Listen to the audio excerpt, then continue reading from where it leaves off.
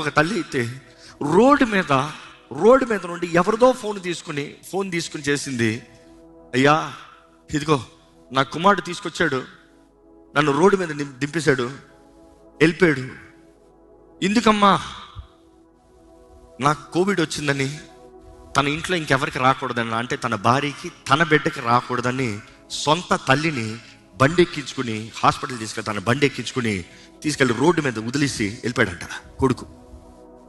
అలాంటి స్థితిలో phone calls. కొంతమంది నాకు ఎవరు లేరయ్యా, నాకు ఏ సహాయం లేదయ్యా, నాకు డబ్బు లేదయ్యా, మేము ఎలా చేయాలో తెలియట్లేదయ్యా.